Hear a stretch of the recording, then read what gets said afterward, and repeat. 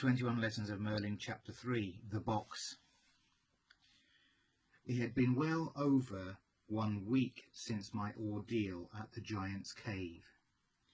During that time, my mind had fluctuated between belief and disbelief, willingness and unwillingness, between wonder and fear.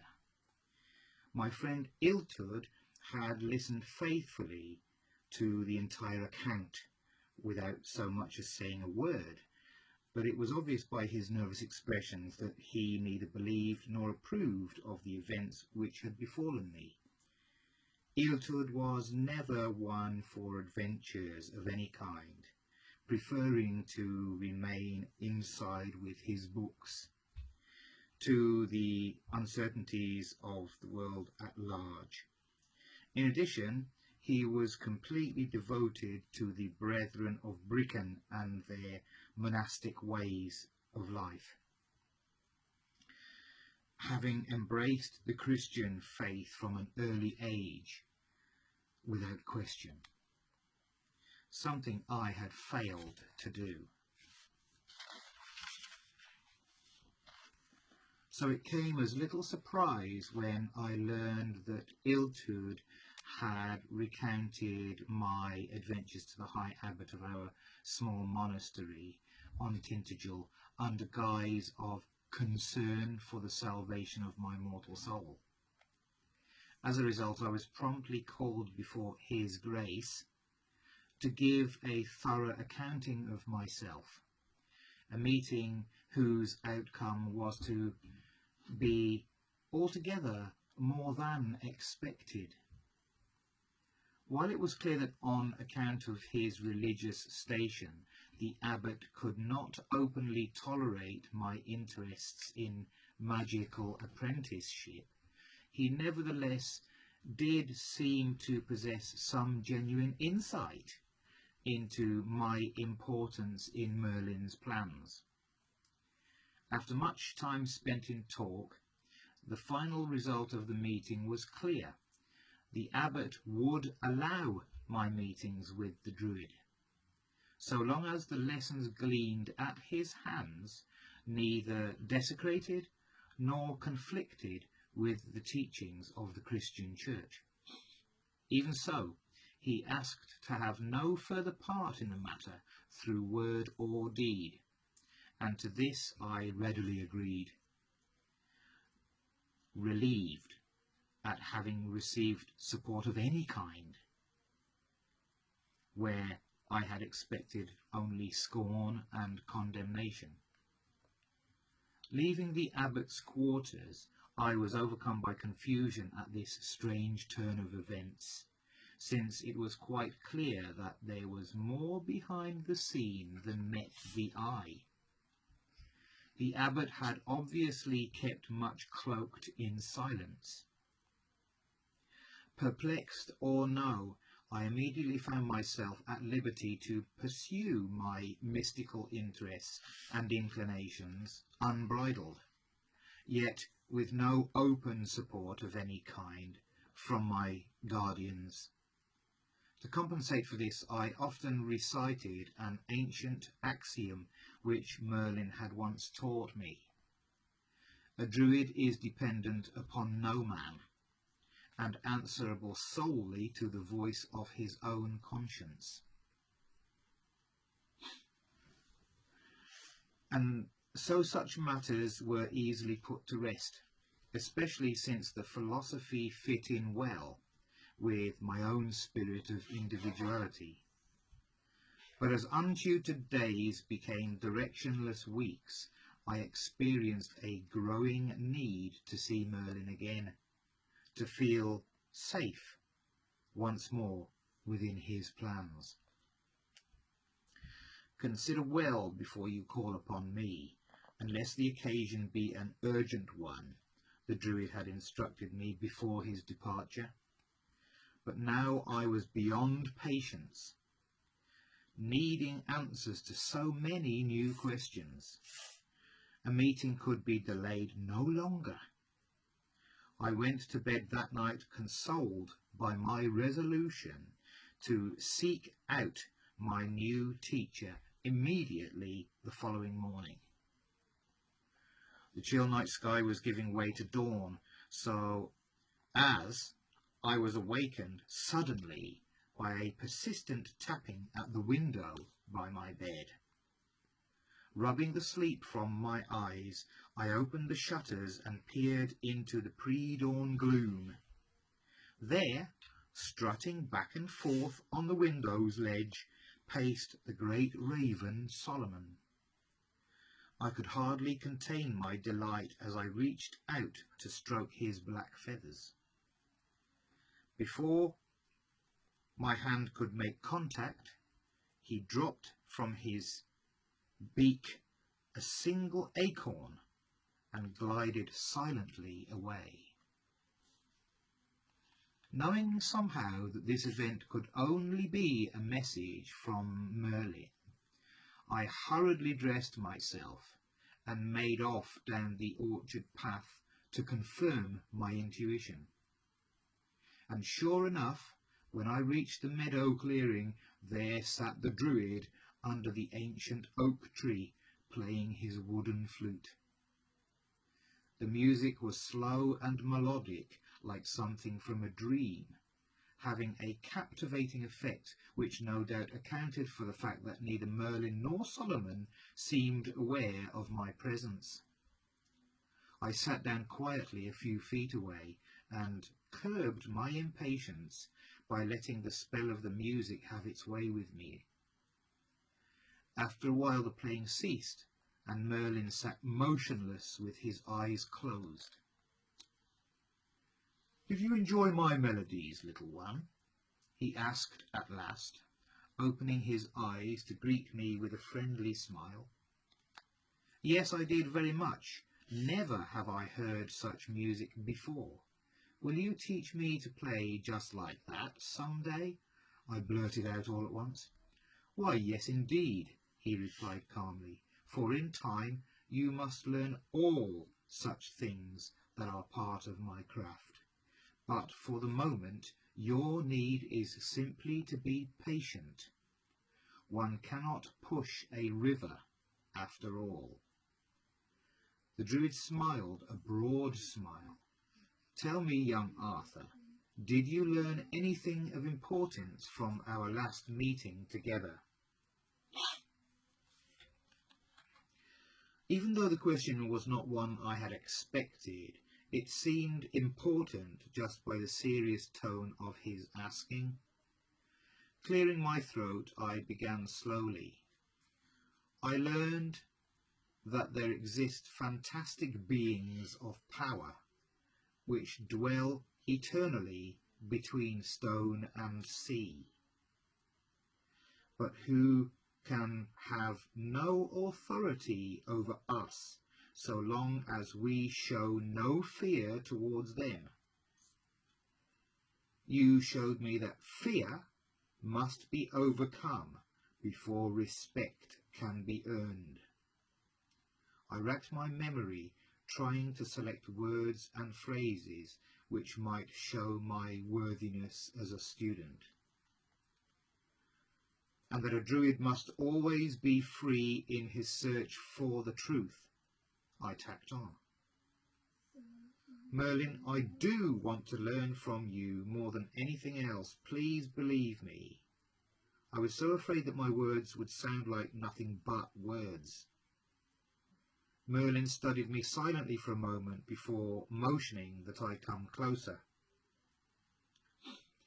"I am truly proud of you, little one," he said gently, while lifting me onto his knee. "Never could I have expected more worthy a reply. For your answer to my most difficult question tells me that you see not only with your eyes, but also with your spirit as well. And so long as you continue to draw upon your inner knowledge, there can be little doubt that you will achieve the highest goals I can set before you as my apprentice, perhaps more successfully than even I myself could." That was the first time Merlin ever referred to me as his apprentice, and I was filled with confidence and reassurance by his words. Just then Solomon flew over and alighted opposite me on Merlin's other leg, letting out one long burst of chatter as if to confirm what his friend had just said. We all laughed. "And now to business," Merlin exclaimed as I hopped to the ground, and Solomon flew off to find a more secure landing. "For today, Arthur, I have a surprise which was made especially for you." He lifted out a small wrapped bundle from one of the many pockets in his robe and handed it to me. I forced myself to unwrap it slowly, despite my excitement. "Since you are now a student, it is only natural that you should look the proper part," Merlin said as I bent down to examine the small, finely sewn garment before me. It was a robe, very much like the one which Merlin himself wore, except that its colour was rich green of a pine tree in winter. I lost no time in shedding my well-worn monk's frock and exchanging it for my new green skin, and it fit exactly. "This is no ordinary clothing, boy," Merlin began, "for it is spun of the finest fibre from the sacred Isle of Iona, and dyed with the secret essences of plants grown only in the most holy of places. As a symbol of your new commitment, this is my gift to you." I spent the next few minutes admiring myself and even made a quick trip to the spring to take in my reflection. At last, when the initial excitement began to wear off, I returned to my place on the grass by Merlin to pose a new question. Why must it be that my robe is all of green, while yours is the colour of sky on an autumn day? Why wasn't mine made more like your own? From his reaction, Merlin appeared to have been expecting a comparison of this sort, for there was no hesitation before his reply. "Green is the colour of new life and growth," he stated. "It represents perfectly all those new tasks which you must accomplish at my hands. Think for a moment of the grass and the growing things all around you, or of the tree buds in springtime. Can you not see why your new robe could only be such a colour as this?"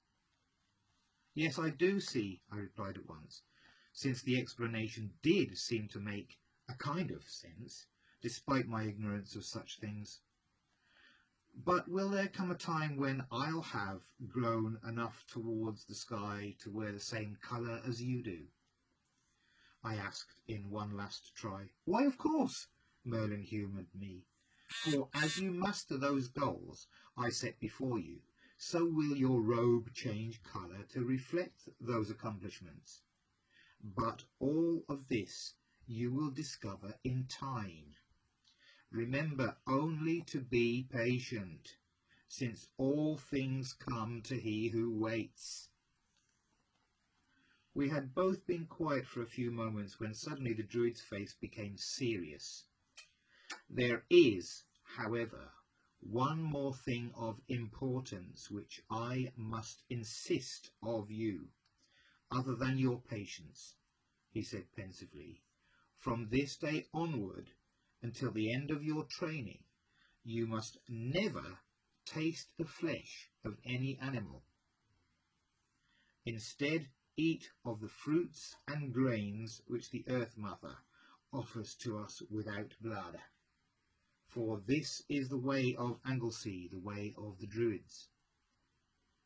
Such a request did seem rather strange at first, but it fit in easily enough with my own natural preferences. Ever since my earliest days I had possessed a natural aversion to killing anything, and even less an inclination towards that which had been killed. The why of this matter I never knew, yet I had managed to grow up as a vegetarian, despite having been surrounded by those who insisted that a diet deprived of animal flesh could not possibly be a healthy one. But why no meat? I asked nonetheless, hoping to acquire a convenient answer for future use. When one eats the body and blood of a fellow creature, Merlyn explained, one also absorbs the energies and qualities of that creature along with it, for the blood contains the essence of what we are, be it a lion or a lamb. So, to absorb these other qualities into our human selves is to turn away from the goal which the Lords of Life have set before us, that of evolving beyond the animal kingdom of Abred and into the loftier worlds beyond. In this light, each creature we devour sends us one step backwards into our evolutionary past. Eat then from the fruits of the plant kingdom instead, for this will encourage growth rather than decay. Why, even the followers of the Christ have a law which says, "Thou shalt not kill," even though they have dedicated themselves to the destruction of the Druid race. So let us, at least, uphold the living of their own wise law. Let us practice love and abstain from needless slaughter, even where they themselves do not. It was many years before I understood the full importance of those words, but their basic message was clear. By eating only plants, it was possible to imitate and earn their ability to grow upwards towards the sky, to become as tall as a druid, to earn the sacred sky blue. And so it was amid those thoughts that I first noticed the small wooden box which Merlyn had carefully placed under the sheltering shade of the oak tree. Thinking back, I remembered having seen the very same box at our first meeting, suspended by leather straps which allowed the druid to journey easily with the parcel upon his back. After eyeing the box for many minutes, my curiosity became intolerable. "Merlyn, please tell me about the wooden box which you always carry with you," I urged. "What does it contain?" "I was wondering when you would get around to asking me that about my box," he replied with a sly smile. "Are you quite certain that you are now ready to learn some real magic?" In response, I walked over to where the box lay, picked it up and deposited it carefully at Merlyn's feet, where I sat patiently awaiting a reply. "Very well, little druid, then you shall learn," came the answer, just as the hot summer sun disappeared momentarily behind a cloud, lending a special air of mystery to this moment. The box itself was about 4 hands long, by half that in width, roughly 1 hand in depth, and was made of some light, smooth wood, probably pine, which had darkened beautifully with age. There were no visible signs of nail markings anywhere to be seen, and the lid seemed expertly joined to the body without hinge or clasp of any kind. Other than that, there was nothing the least bit unusual about its appearance. Merlin then positioned the box in such a way that I was able to watch it being opened. Gently he lifted the lid and laid it beside him, while I looked on in utter fascination. What I did manage to see was a strange series of symbols and shapes which adorned the inside, each intricately painted in a deep blue colour, which reminded me strongly of the crystal I had seen in a cave some time ago.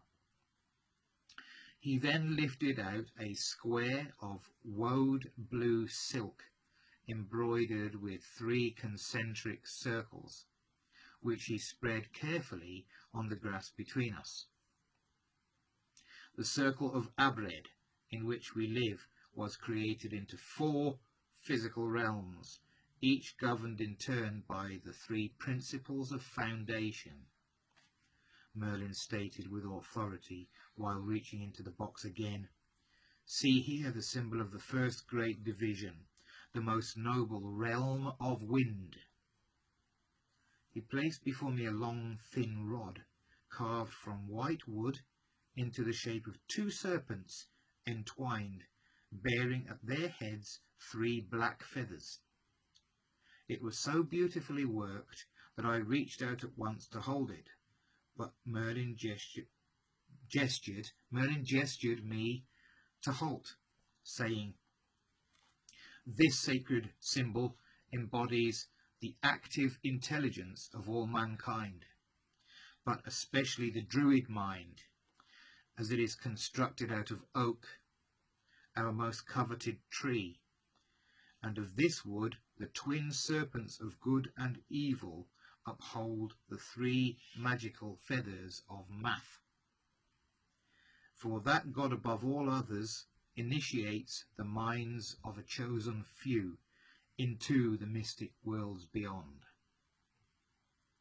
And the realm of wind governs such things. But this rod governs the winds." Following this, there was a long pause, which allowed me time to experience a little of the power emanating from this object. Merlin laid the rod upon the silk and withdrew a second wonder from his box, an object of great majesty, a cup or chalice about 1 hand in height, whose bowl was carved from 1 large oyster shell, and whose base was supported by a network of finely woven strips of silver.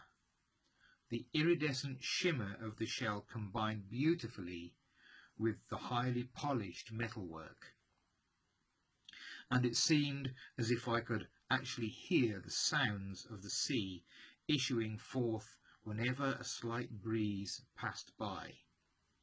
Merlin continued, "See now the symbol of the second great division, the most regal realm of sea," he said while holding the cup up high for my inspection. "This sacred object embodies the dark, passive forces of the sea, and was culled from the waters about the Isle of Avalon, where Goddess and her following still dwell. The shell chalice holds the emotions of all mankind, ruled eternally by the pearl moon's pale mysteries, and the realm of sea governs such things. But this chalice governs the seas." Again the druid paused to allow me time for reflection. A cup gave off a feeling which reminded me of my ordeal at the giant's cave, a dark, bottomless sort of sensation. "And the next realm?" I asked anxiously, feeling quite confident on account of the connections I managed so far. Without speaking, Merlin put the chalice down and placed before me a more familiar type of artifact. My eyes widened in astonishment as I remembered that naked blades were never to be carried by a druid, nor even brandished in their presence, under penalty of law. What's the next? A knife. For confronting me with a small but expertly wrought sickle of gold. A sickle is a moon-shaped knife, half-moon like a crescent. It was a fine-looking tool with a small red gem set into the tip, in such a way that light could pass completely through it. They used to use them for cutting grass or hay, Abby. Sickles.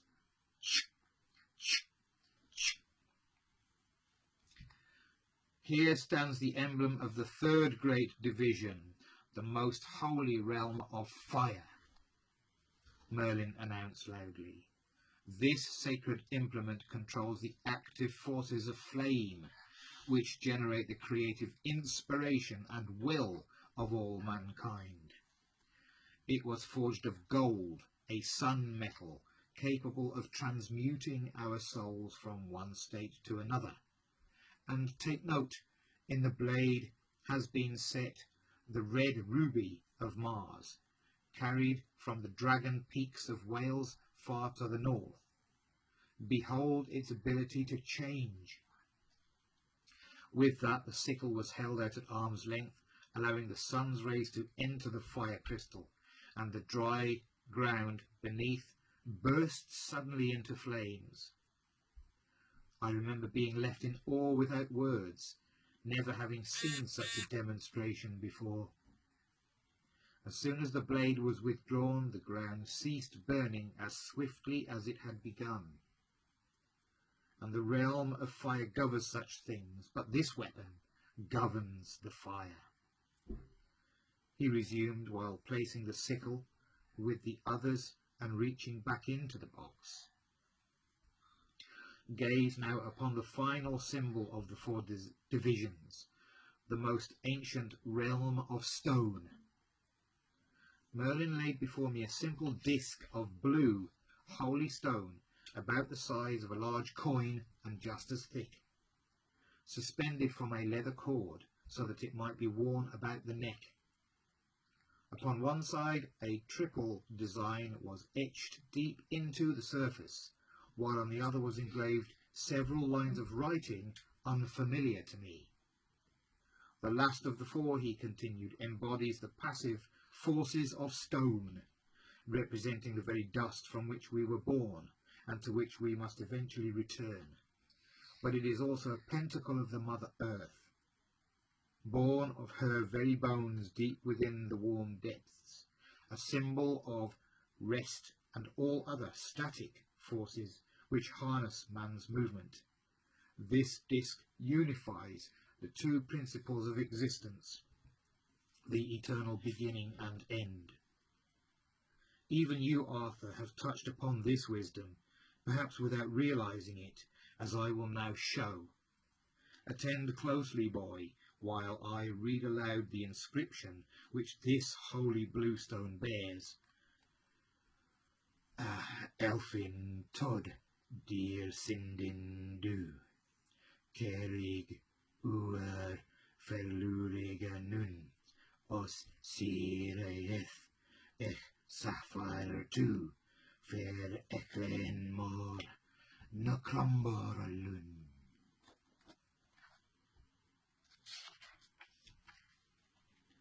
Merlyn glanced over at me with a knowing stare, as I slowly returned his gaze in utter disbelief. What I had just heard was the same prose which had been spoken to me in the giant's cave, and Merlyn knew this absolutely, but somehow it did make sense. The realm of stone was the commonest element then, and now. So there I stood, trying frantically to sort things out in my mind, when the druid continued. And the realm of stone governs such things. Yes, even the most sacred of our verse, but this disc governs them all. While I was still lost in thought, Merlyn gathered together the four symbols and returned them to the box, covering each carefully with the blue silk before replacing the lid. We then sat in silence for some time, he lost in the contentment of a lesson well presented, and I dazed at the sheer mystery behind his teachings. How can it be, Magus, I braved at last, that I know so exactly the very verse which you just read from the stone disc?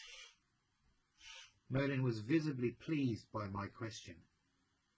Upon finishing your quest at the giant's cave, you won a victory far greater than you realize. By overcoming the fear generated by the shades of sea and stone, you were rewarded by being given the memory of one of the 3 ancient spells of making, the 3 master triads of the Druids. With it, such forces will bow to your authority, so guard it well. The day is fast approaching when you will have need of this gift.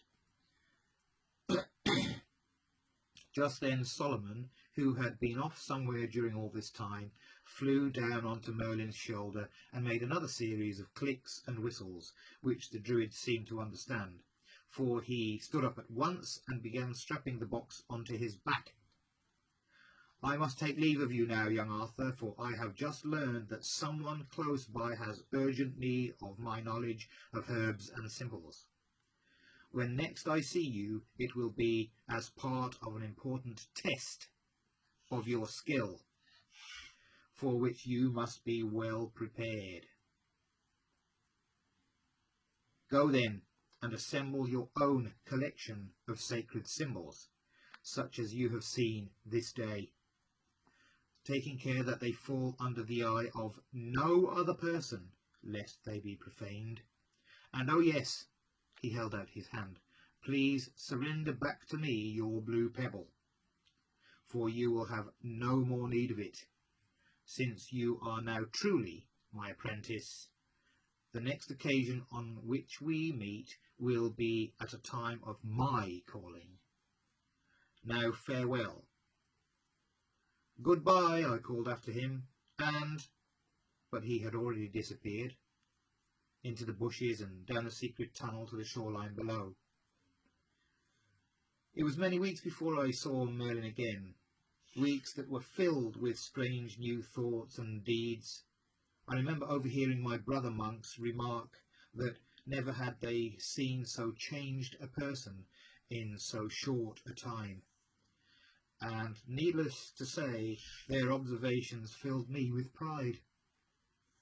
Merlin's presence had bridged a tremendous void in my young life, left over perhaps by the parents I never knew, or by something else, inborn and waiting. But whatever the cause, I was then truly content for the first time I could recall. Finally life had begun to make sense. How my fellow monks must have wondered among themselves about my new robe and the sudden and defiant change in my eating habits. But if they did wonder, word of it never once reached my ears. No doubt the influence of the abbot, I reasoned, and strangely enough my presence was no longer insisted upon at the daily chapel masses, a change which suited me well, busy as I was with my new projects. My daily quota of chores still remained, yet they left me with more than enough free time to search for the materials necessary to create my druid symbols and the box to contain them. So determined was I to be ready for whatever adventure Merlin's next visit might bring.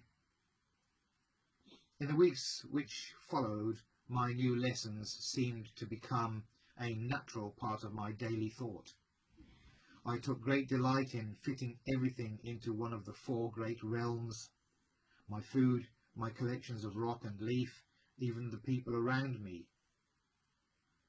The true voyage of discovery, Merlin once quoted, lies not in seeking new landscapes, but in having new eyes. Looking back on those early years and at Tintagel, nothing within memory ever sparked quite the same creative zest or enthusiasm toward life, as did that solitary glimpse within Merlyn's wooden box.